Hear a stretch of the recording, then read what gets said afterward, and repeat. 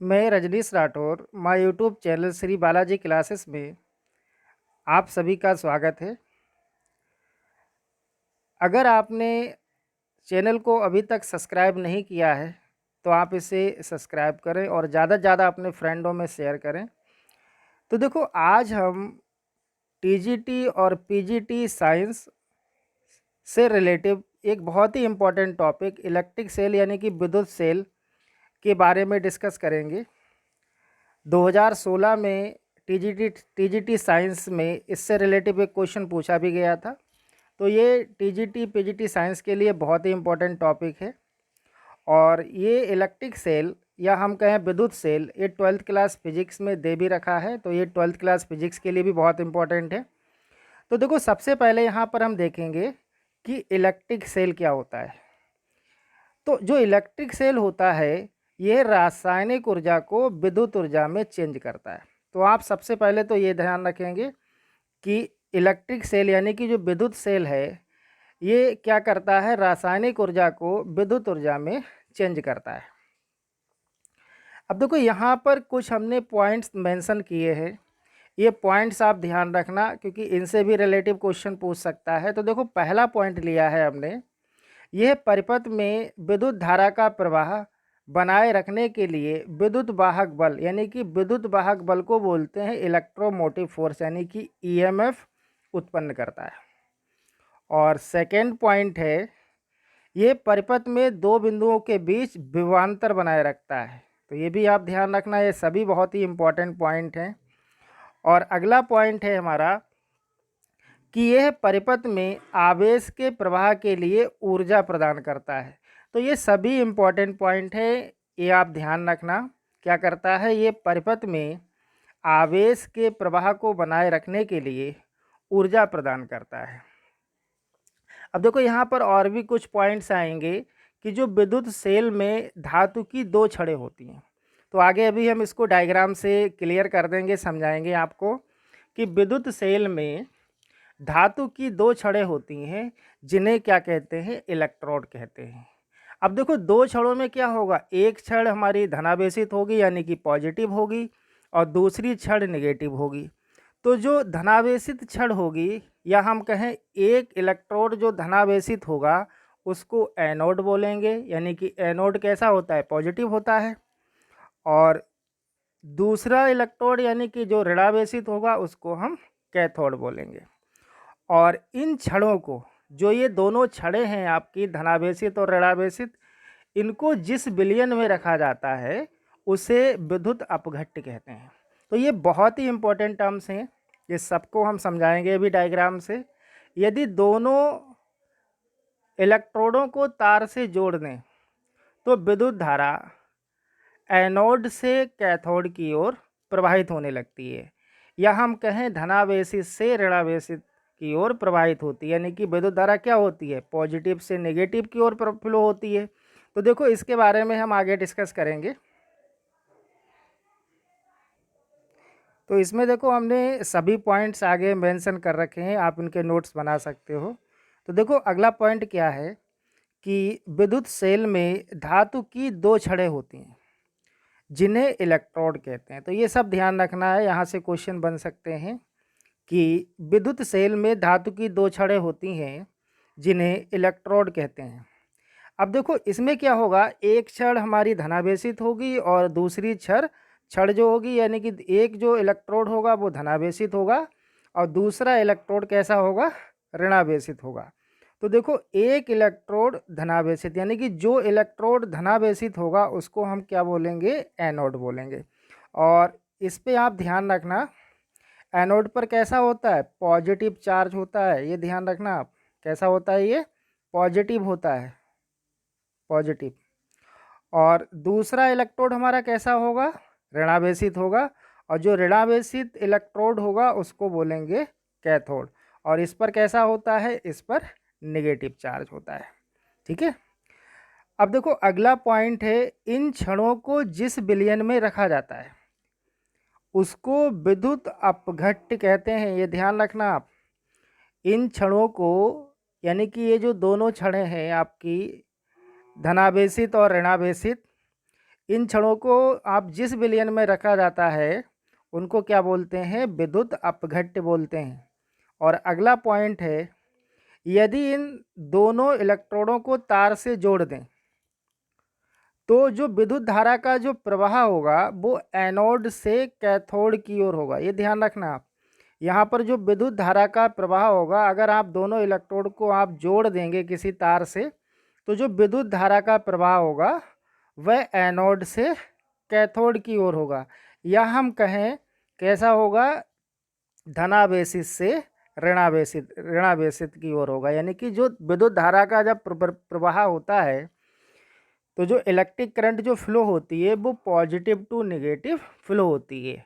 और आप ये भी ध्यान रखना, जो इलेक्ट्रॉन जो मूव करते हैं वो नेगेटिव से पॉजिटिव की ओर मूव करते हैं, और जो इलेक्ट्रिक करंट होती है वह पॉजिटिव से नेगेटिव की ओर मूव करती है। तो ये सारे पॉइंट्स बहुत इम्पॉर्टेंट हैं। अब इसके बाद हम विद्युत सेल के टाइप्स के बारे में डिस्कस करेंगे, जहाँ से एग्ज़ाम में क्वेश्चन पूछा भी गया है। तो देखो, आगे हम डिस्कस करेंगे कि विद्युत सेल कितने प्रकार के होते हैं, फिर उनके बारे में हम एक एक को डिटेल से समझेंगे। अब हम डिस्कस करेंगे कि विद्युत सेल के प्रकार, यानी कि टाइप्स ऑफ इलेक्ट्रिक सेल। तो देखो, टाइप्स ऑफ इलेक्ट्रिक सेल में हम डिस्कस करेंगे। तो देखो, ये कितना होता है? दो प्रकार के होते हैं। पहला है हमारा प्राथमिक सेल यानी कि प्राइमरी सेल, और दूसरा है हमारा द्वितीयक सेल यानी कि सेकेंडरी सेल। तो पहले हम प्राथमिक सेल के बारे में डिस्कस करेंगे, इसको ज़रा हम डिटेल से समझेंगे। तो देखो, सबसे पहले तो आप ये जानिए कि प्राथमिक सेल क्या होते हैं।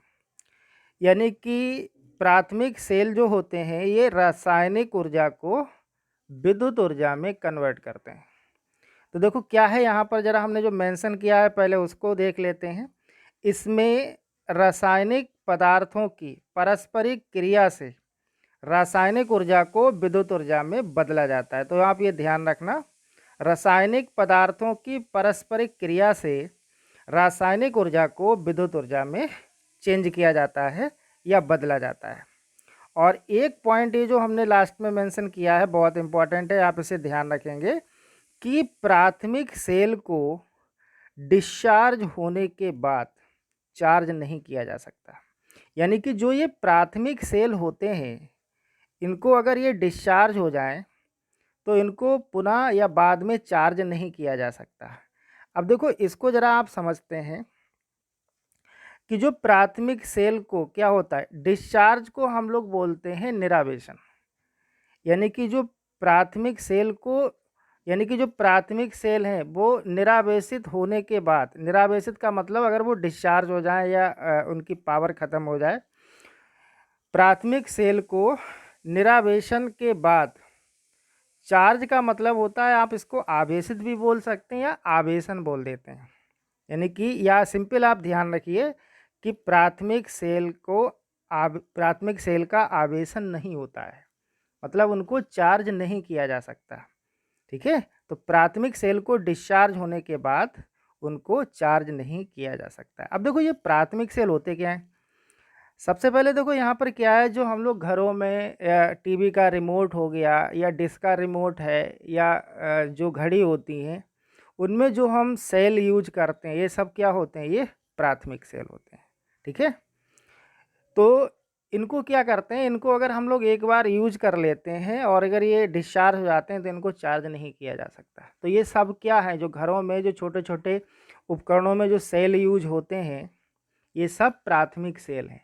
और जिन सेल को डिस्चार्ज होने के बाद यानी कि निरावेशन के बाद पुनः उन पर क्या होता है, आवेशन किया जा सकता है। यानी कि डिस्चार्ज होने के बाद अगर उनको चार्ज किया जा सकता है तो वो सब क्या कहलाते हैं, सेकेंडरी सेल कहलाते हैं। ठीक है, तो सेकेंडरी सेल के बारे में आगे डिस्कस करेंगे। अब देखो यहाँ पर हम पहले प्राथमिक सेल और इसके टाइप्स के बारे में डिस्कस करते हैं।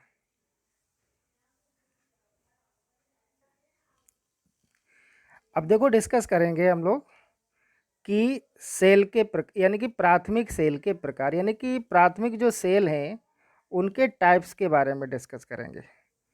तो देखो, यहाँ से क्वेश्चन पूछा भी गया है एग्ज़ाम में। तो देखो, सबसे पहले यहाँ पर हम देखते हैं कि साधारण या बोल्टिय सेल के बारे में डिस्कस करेंगे। ठीक है, तो आपको यहाँ पर देखो हम क्या करेंगे, यहाँ पर पहले हम बोल्टिय सेल या साधारण सेल के बारे में डिस्कस करेंगे, फिर डेनियल सेल के बारे में डिस्कस करेंगे और लेक्लांसे सेल के बारे में डिस्कस करेंगे, और फिर उसके बाद हम शुष्क सेल के बारे में डिस्कस करेंगे। तो देखो इनमें जो कॉमन है उसको आप ध्यान रखना कि कैथोड सबका, यानी कि जो कैथोड की जो छड़ होती है वो सबकी किसकी होगी, जिंक की होगी, यानी कि जेडन या जस्ता की होगी।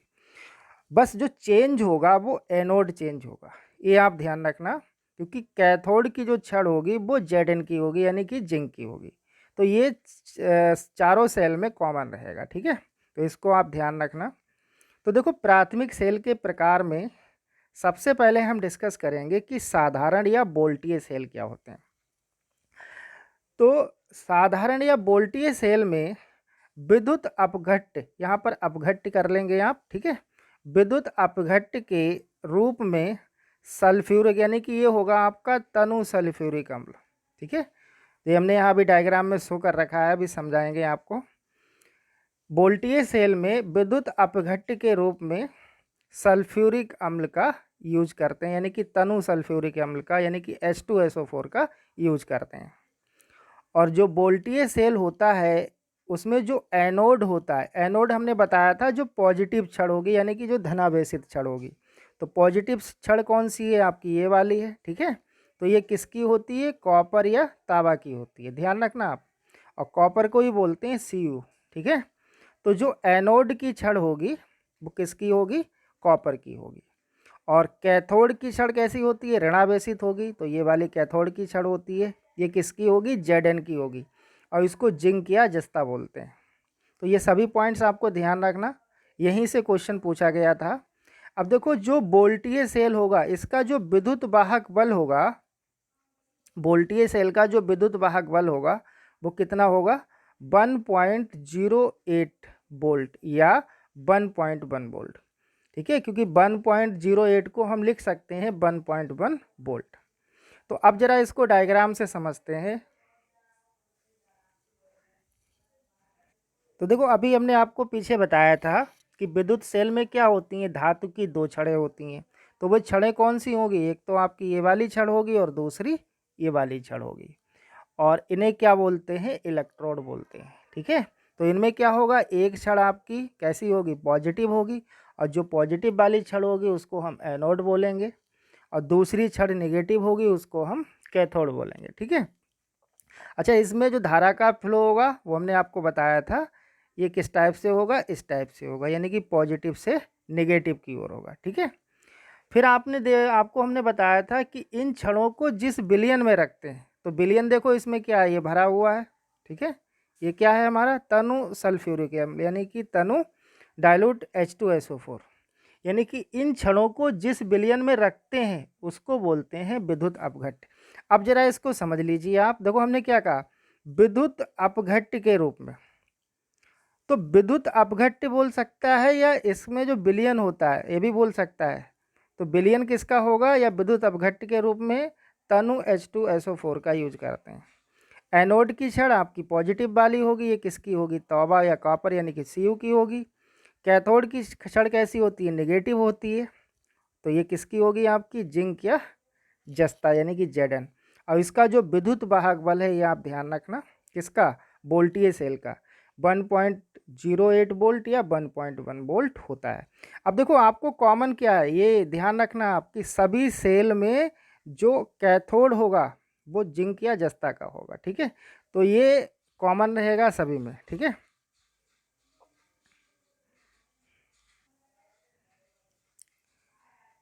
अब हम डिस्कस करेंगे डेनियल सेल क्या होता है।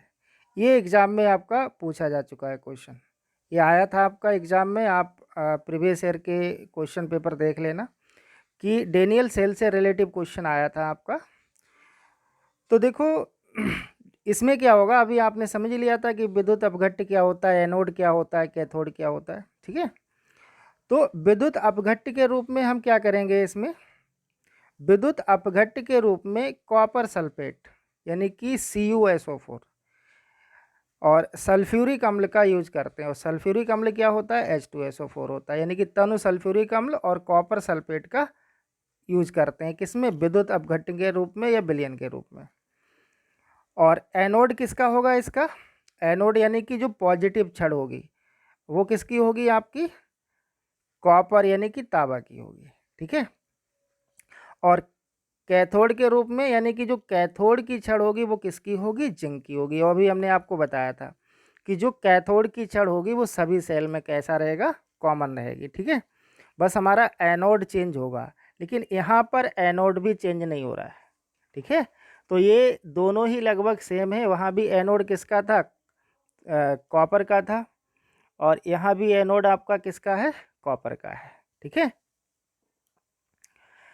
अब देखो यहाँ इसका जो विद्युत वाहक बल है यानी कि इलेक्ट्रोमोटिव फोर्स, इसको हम बोलते हैं इलेक्ट्रोमोटिव फोर्स। तो यहाँ पर जो इलेक्ट्रोमोटिव फोर्स होगा इसका मान कितना होगा, 1.08 वोल्ट या 1.1 वोल्ट। तो ये आप ध्यान रखना, ये सभी इंपॉर्टेंट टर्म्स हैं।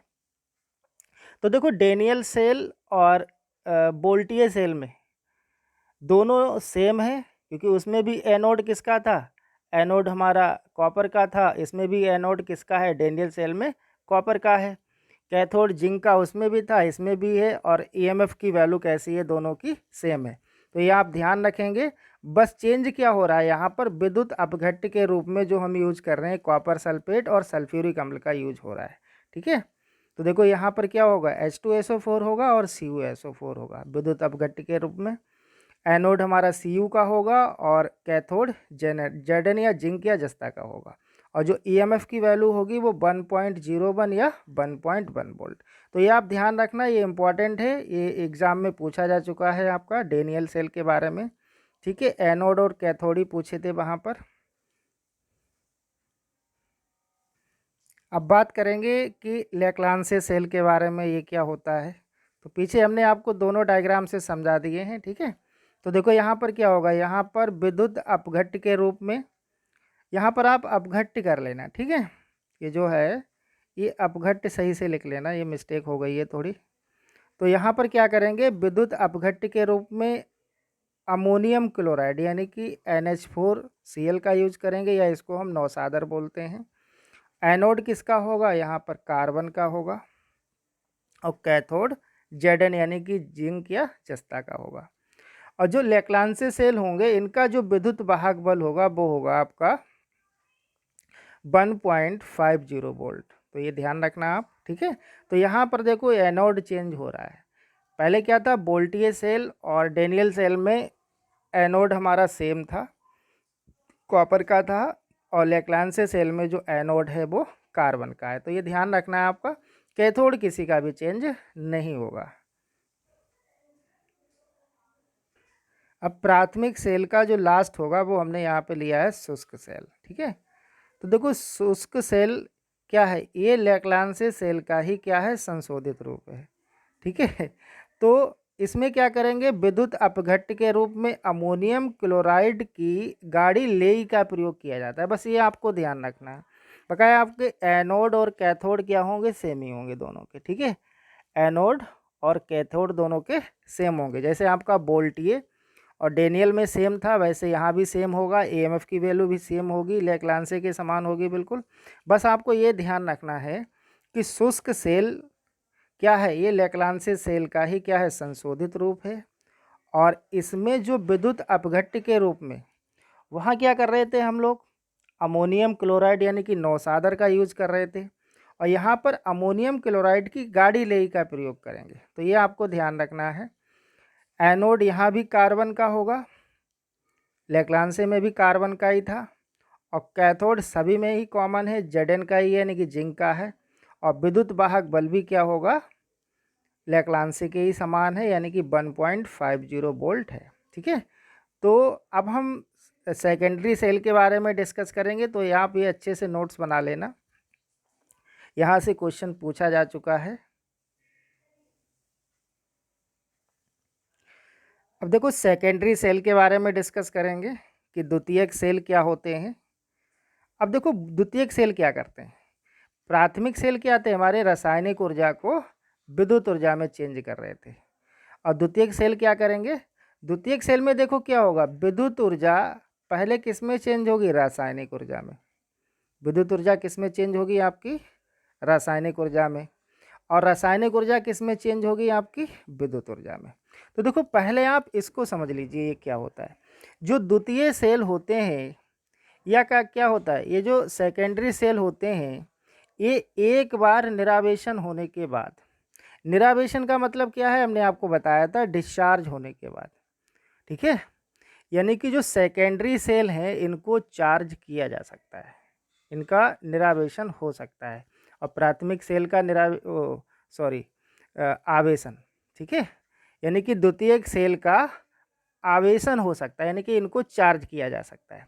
तो कहने का मतलब क्या है कि जो सेकेंडरी सेल हैं एक बार निरावेशन होने के बाद, ठीक है, यानी कि डिस्चार्ज होने के बाद इनको पुनः आवेशन यानी कि चार्ज किया जा सकता है। तो आप ये ध्यान रखना दोनों में जो अंतर है कि प्राथमिक सेल को चार्ज नहीं किया जा सकता और चार्ज को बोलेंगे आवेशन या आवेशित, ठीक है, और यहाँ पर द्वितीयक सेल को चार्ज किया जा सकता है, यानी कि द्वितीय सेल का आवेशन किया जा सकता है। तो देखो सेकेंडरी सेल क्या है, पहले हम इसका क्या करेंगे, आवेशन करेंगे, यानी कि अगर आपके घर में आप इन्वर्टर से समझिए, जो इन्वर्टर का जो बैटरा होता है, तो पहले देखो क्या करते हैं, उसमें विद्युत ऊर्जा प्रवाहित करते हैं, बैटरी में क्या करते हैं, विद्युत ऊर्जा प्रवाहित करते हैं, विद्युत ऊर्जा प्रवाहित करने से क्या होता है, बैटरा चार्ज हो जाता है, यानी कि विद्युत ऊर्जा को हम रासायनिक ऊर्जा में परिवर्तित कर देते हैं, और फिर जब उस बैटरी का यूज करते हैं, यानी कि लाइट अगर चली जाती है जब, तब हम उस बैटरी का जो यूज करते हैं तो क्या होता है, बैटरी में क्या है, रासायनिक ऊर्जा है, और वह रासायनिक ऊर्जा किस में चेंज हो जाती है, विद्युत ऊर्जा में चेंज हो जाती है। तो द्वितीयक सेल में क्या करेंगे, पहले हम सेल को चार्ज करेंगे, ठीक है, तो जब चार्ज करेंगे तब क्या होगा, विद्युत ऊर्जा रासायनिक ऊर्जा में चेंज होगी, और चार्ज जब हो जाएगी आपकी बैटरा या बैटरी, तो चार्ज होने के बाद जब आप उसका उपयोग करेंगे तो बैटरी की जो रासायनिक ऊर्जा होगी वह विद्युत ऊर्जा में चेंज हो जाएगी। तो देखो सेकेंडरी सेल भी क्या कर रहा है, रासायनिक ऊर्जा को विद्युत ऊर्जा में चेंज कर रहा है। अब देखो यहाँ पर हमने लिखा है कि सेल में विद्युत ऊर्जा का रासायनिक ऊर्जा में संचय होने के कारण इन्हें संचायक सेल भी कहते हैं। तो ये ध्यान रखना, सेकेंडरी सेल को संचायक सेल भी कहते हैं। अब देखो इनका यूज कहाँ होता है, जो सेकेंडरी सेल होते हैं घरों में इन्वर्टर के रूप यूज होता है, या आप कुछ अब टार्चें आती हैं, टार्चों में क्या होता है, चार्जिंग वाली टार्च होती हैं, यानी कि जो भी सेल को अगर चार्ज किया जा सकता है तो वो सब क्या है, सेकेंडरी सेल हैं, ठीक है। तो मोटर गाड़ी में प्रयुक्त सेल कैसा होता है, संचायक सेल होता है। जो मोटर गाड़ी में जो सेल प्रयुक्त होता है वह संचायक सेल होता है। अब देखो संचायक सेल के अगर हम एग्जाम्पल की बात करें तो सीसा संचायक सेल, क्षारीय सेल और नीपे सेल, तो ये सब ध्यान रखना। और जो सीसा संचायक सेल का जो विद्युत वाहक बल होता है वो कितना होता है, 2 वोल्ट होता है। अब देखो इसको थोड़ा डायग्राम से समझते हैं नेक्स्ट पेज पे। अब देखो सेकेंडरी जो सेल होते हैं उसको थोड़ा डायग्राम से समझते हैं। तो देखो जो सेकेंडरी सेल होते हैं इसमें हम अपघट्य के रूप में किसका यूज करते हैं, ध्यान रखना आप, यहाँ पे लिखा है ये तनु सल्फ्यूरिक अम्ल, यानी कि तनु H2SO4, ठीक है। तो सेकेंडरी सेल में विद्युत अपघट्य के रूप में तनु सल्फ्यूरिक अम्ल का यूज किया जाता है। अब देखो एनोड की जो छड़ होगी इसमें, अब देखो एनोड क्या होगा, जो पॉजिटिव चार्ज होगा जिस छड़ पर, तो देखो जो एनोड की छड़ होती हैं वो किसकी होती हैं, यहाँ पर आप देखिए PbO2 की होती हैं, यानी कि लेड डाइऑक्साइड। तो जो एनोड की छड़ें होंगी वो PbO2 की होंगी, यानी कि लेड ऑक्साइड, यानी कि एनोड की छड़ कौन सी है, एक आपकी ये है और ये है, ठीक है। और जो कैथोड की जो छड़ होगी वो आपकी लेड की होगी, यानी कि Pb की होगी, ठीक है। तो कैथोड कैसा होगा, जो नेगेटिव होगा। अब आप ये ध्यान रखना कि जो सेकेंडरी जो सेल होते हैं उसमें ये जो हम लोग एनोड लगाते हैं इनको पैरेलल भी कर लगा सकते हैं और सीरीज में भी लगा सकते हैं, ठीक है। तो जब पैरेलल में लगाते हैं तो वो बैटरा क्या होता है, उतना ही मोटा होता है। आपने गांव में देखा होगा कि जो पहले जो बैटरी आते थे या जो ट्रैक्टर या ट्रक में जो बैटरी लगे होते हैं, उनमें आप देखना ये जो बैटरी आती थी पहले, वो क्या होती थी, मोटी होती थी। तो उनमें जो जो इलेक्ट्रोड होंगे या जो प्लेट्स होंगी वो इस टाइप से पैरेलल में होती हैं, इस टाइप से, ठीक है, पैरेलल में होती हैं। और ज़्यादातर अब क्या होता है, अब जो बैटरी आ रहे हैं, जो पतले आ रहे हैं, जितने भी पतले बैटरी आते हैं उनमें क्या होती हैं, जो ये इलेक्ट्रोड होते हैं ये सब कैसे होते हैं, सीरीज में होते हैं, इस टाइप से, ठीक है। तो आप फिलहाल ये ध्यान रखना कि सेकेंडरी सेल में अपघट्य के रूप में तनु सल्फ्यूरिक अम्ल यानी कि H2SO4 का यूज किया जाता है। एनोड इसका PbO2 का होता है यानी कि लेड डाइऑक्साइड, और कैथोड इसका होता है किसका, लेड का, ठीक है। तो ये TGT साइंस और PGT दोनों के लिए ही बहुत इंपॉर्टेंट टॉपिक है, तो आप इसको अच्छे से कर लेना और नोट्स भी बना लेना, ठीक है। अगर आपको ये वीडियो अच्छा लगा हो तो आप इसे लाइक और शेयर ज़रूर करें। Thank you.